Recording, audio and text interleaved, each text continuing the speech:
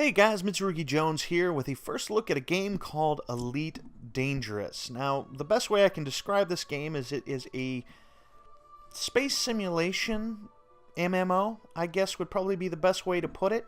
It is a large universe. I think there's over 400 billion star systems in the actual game, and it is modeled in our galaxy, the Milky Way. Now, obviously, I'm pretty sure they didn't get every single star name right, or even if we have named all those stars. But as is, they throw a lot of homage to some real popular science fiction films. You'll see them pop up every once in a while. It's pretty neat and cool. But anyway, if you do purchase this game, it is out of the UK, and it costs £40, which you can find in the description below. Is the main site for Frontier Games. Now, £40, that's I think about $60 US. If I remember right, that's about what I paid for it. Now, if you do first start this game, I would go ahead and go through all of the training tutorials. But right now, we are just going to kind of hop into the game and show you a little bit about the user interface. Now, to cycle through your different options, you need the W and S key on your keyboard, and the space bar is enter for pretty much everything in this game. You can play in the open world MMO, or you can play online only, solo, which is only you and NPCs. I'm not exactly sure why they split that up, but they did. So we're going to go ahead and get right into the open play world so you can kind of take a look and see what that looks like. Pretty much just going to go over the user interface at this point. I will be doing some guides, maybe on navigation and trading, maybe combat. But that's all kind of up in the air right now. Just wanted you guys to see sort of the beauty of the game itself. Now, as you can see, this is my ship here. This on your loading screen, it shows you what ship you are in. It is not the starting ship. The starting ship is a Sidewinder, but as I am more of a trader in games like this typically, I went and upgraded after trading for a while to get a hauler, which has more cargo space to get money even faster.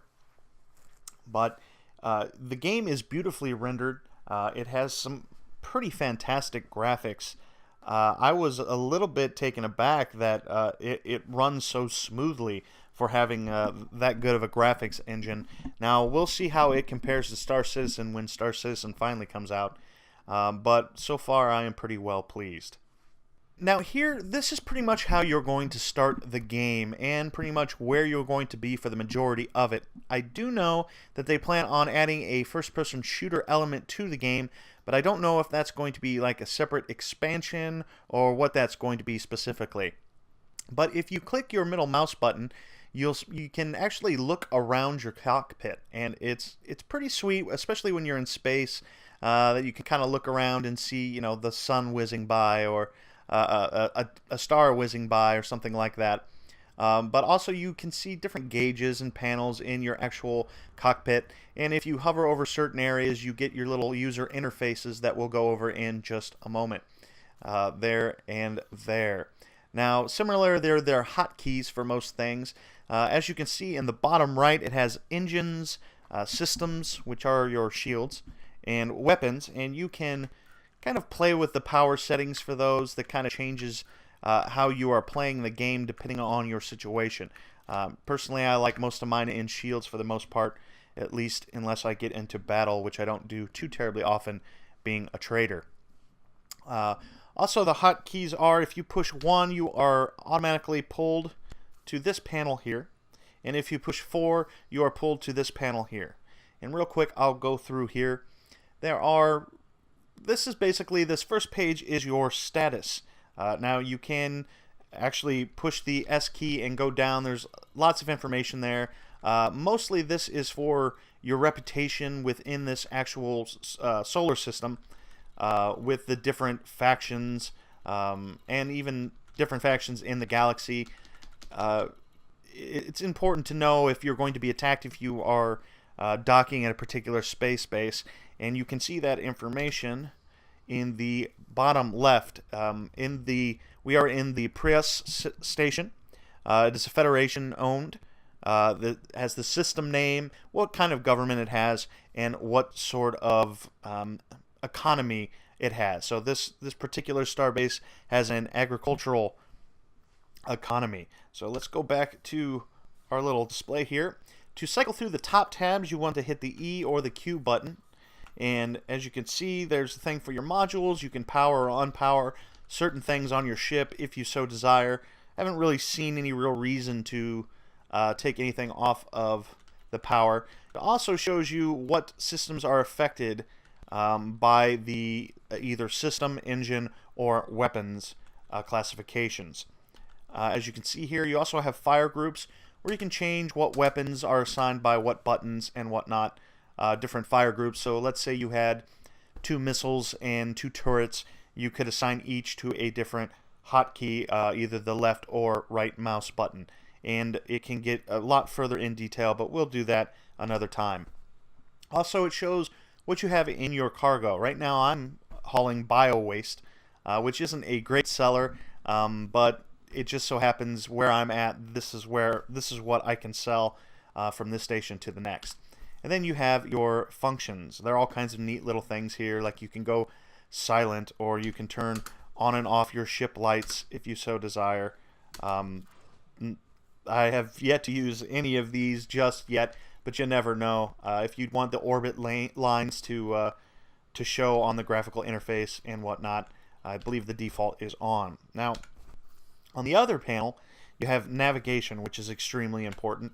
These are the different things in this particular star system, and they are ranked in how close they are to you. So let's say that you wanted to go to another space station like Wagner City here. You would just hit the space bar and you can lock in your destination. Or if you're in space, you can lock it in and go into Super Cruise. Now, we'll see a little bit of that a little bit later, but right now I am not all that interested in moving. I just want to show you what's going on here. Also, different transactions that you have. I have a fine in a system, which means it's basically a parking ticket that I have to pay. And if you have any contracts, they will show up here. Also, contacts. You're not going to use this quite a bit, especially in the beginning game, but as we progress, we'll talk about that a little bit later. Also, we have... Oh, where are you going, guy? Oh, I can't do the sub-targets or the cargo right now because I'm actually in a starbase, and is a little bit different, but we will go ahead and take a look at the galaxy map, talk a little bit about that. So in your galaxy map, you can see that the universe is quite large. You are in that particular star, and as you scroll back with the mouse wheel, you can see the entire galaxy if you so desire. And way down here is where we're at. And these lines that you see connecting are the different places that I can actually go to. Now, just like in, say, EVE Online, you have to go to this star before you can go to this star, before you can go to this star, and so forth and so on. You don't just go on a straight line. You have to actually take the different routes to get where you're going to go.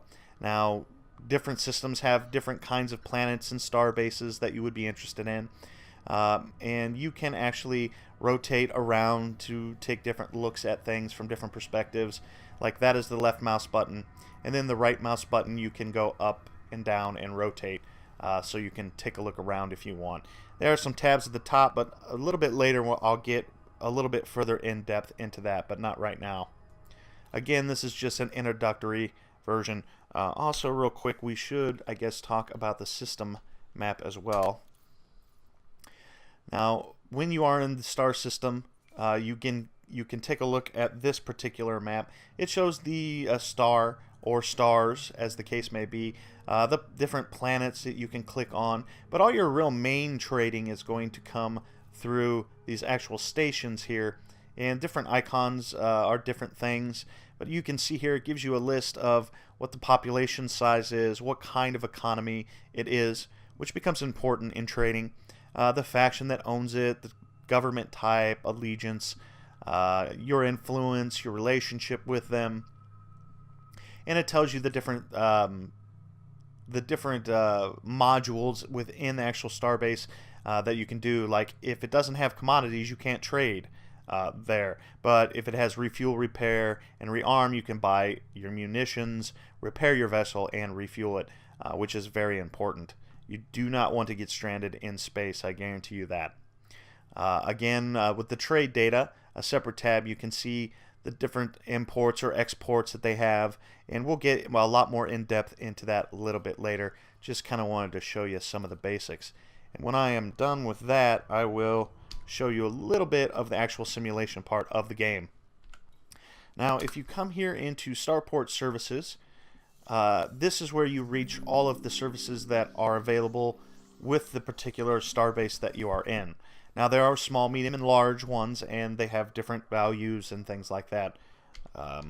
You can do repairs on your ship, munitions. The bulletin board is where you pick up contracts to do, in fact, we'll go ahead and take a look at that so you can see the contract work. If you just hit the space bar, it will go ahead and show you what the actual mission is, give you a short description, show what you're supposed to do, and give you what the reward is going to be. I'm going to go ahead and accept that one. I'll do it later, not right now.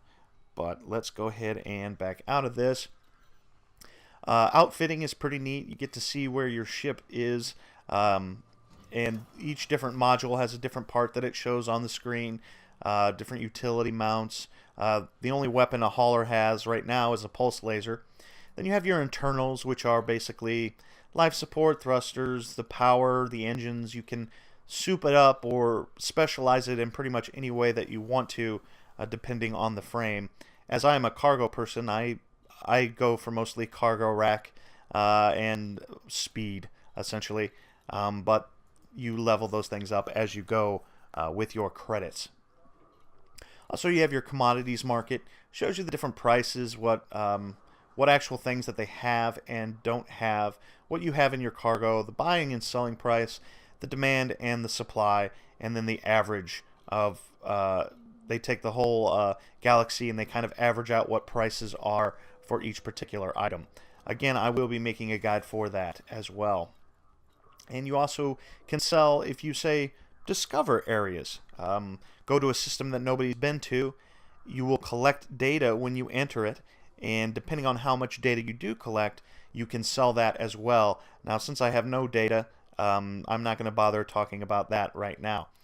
So actually, let's go ahead and get into a little bit of the actual space simulation part.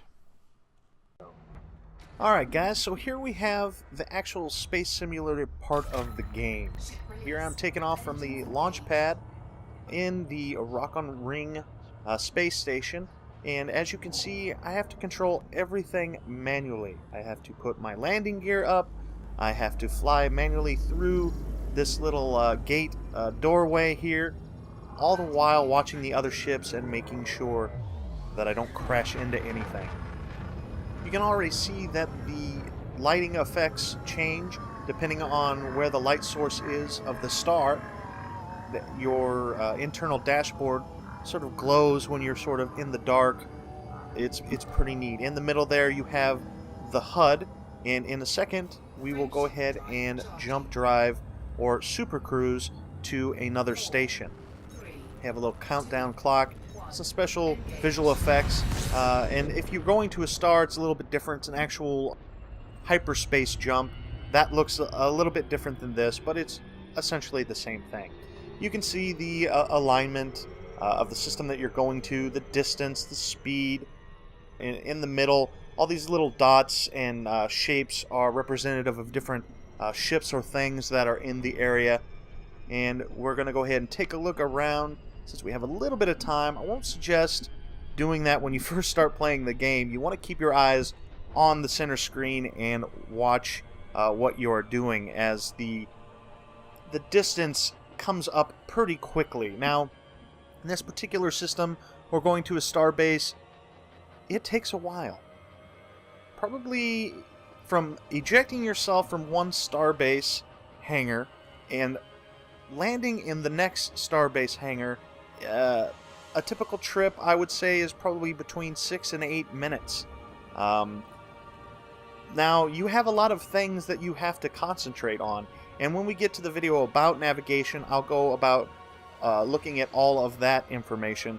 But I just kind of wanted to give you the graphical interface, kind of show you what it looks like traveling through space. And that's pretty much it for now. But as you see in the bottom right, you have if you're mass locked to a planet, if your landing gear is down, if you have your cargo scoop out. Everything in the game is dependent on your particular actions. Now, I did notice in one of the markets it seemed like there was an automatic docking module that you could buy, but from what I understand, that's a little bit buggy. Until they get the kinks ironed out on that, I wouldn't trust using it just yet. But you have to manually adjust your speed and your setting as time goes by, and you get closer and closer. And as you see, we'll be getting closer to this space station. It has a planet that it's in orbit around, and you can actually look around your ship if you so desire, and you have the time or the experience in piloting. And we are down into light seconds now. Pretty soon we'll be going into million meters per second, and that's when the computer sort of manually slows down. You're in control, but it does some sort of correction for you. It's not automatic, but it gives you sort of hints or indicators on how well you're doing. Now, as you see, this is a two-planet system that we're coming up on right here. And the two different planets, if you get too close to one of those, it can really play hell. And if you miss your actual station, you'll overshoot by quite a distance, and you'll have to spend some time making up that progress. So it's always kind of best to nail it on your first shot, if at all possible. As you can see, the beauty of the planets. See that little square indicator? Or actually, that slow down, that means you kind of have to back off the throttle a little bit, otherwise you're going to overshoot the system you're going for.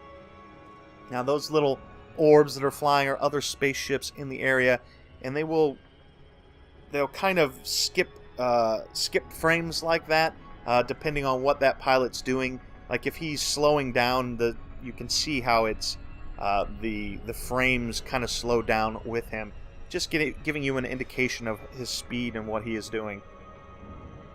And again, I have to slow down, but we are extremely close. Once you get within 100 or 1 million meters, you go ahead and jump out with the J button, and you are greeted by this lovely space station, and you have to ask for permission to dock and line up and get in, and then actually land your vehicle on the landing pad, which you'll see here in a little bit. Just kind of lining things up right now, and then I gotta ask for permission to dock. Now, not all space stations will let you on them. It kind of depends on your relationship with a particular faction. In the beginning of the game, it's all pretty much neutral. You don't really have good or bad relations, and most star bases will go ahead and accept you. This one here is a medium star base. They also have a smaller version, which looks kind of like the Mir space station above Earth. Just kind of weird, blocky, sort of clunky. They have this nice medium-sized one. And then the large ones really look sort of like a Borg cube. And I'm sure through our adventures together, you will see that eventually. But right now, just got to line things up. As you can see, it can be very time-consuming. At times, it kind of feels like it's boring, but in a lot of ways, it's not. It's hard to describe unless you play it at least yourself for a little while. It's kind of like it's on the border of boring, but it's also on the border of exciting, and it even has like maybe a little bit of a meditation factor involved in it. You'll find yourself trying to beat your best time before, getting better at jumping in and out of Super Cruise or hyperdrive, finding the fastest way to get inside the airlock to cut down on time, because time is money, especially when you're a trader. And as you can see, you got to manually control the speed, the distance, your pitch, your altitude, your access. You can play with a mouse and keyboard, but I've actually bought a joystick just because I want to experience it that way as well, and that should be coming. Now, if you can see down there, it says what gate I'm supposed to go to. Proceed to landing pad 19, and you have to you have to actually navigate to that particular pad and land on a very small area. Now, you can't see the gate number now, and that is something that's kind of a little bit buggy at times depending on your distance. But once you know where you're going, it's not that big a deal. And when you first start the game, this is the most difficult part of the game, is getting right on that landing pad, because you gotta land right on that little circle in the very middle of that pad, controlling your distance, your speed, your elevation, all of that stuff. And as soon as we get that docked up, I'm going to go ahead and end the video. I just really wanted you guys to get a good look at the graphics. More videos will be coming, I promise, people. Thanks for watching, and we'll check you guys later. Hey guys, the video's over. Anyways, as always, if you guys liked the video, go ahead and hit that like button. If you like my style, you can hit the subscribe button. And you will notice there are 2 videos over there to the right. If you do like my style, go ahead and check one of those out, because they're series I've already done before. Otherwise, I will check you next time.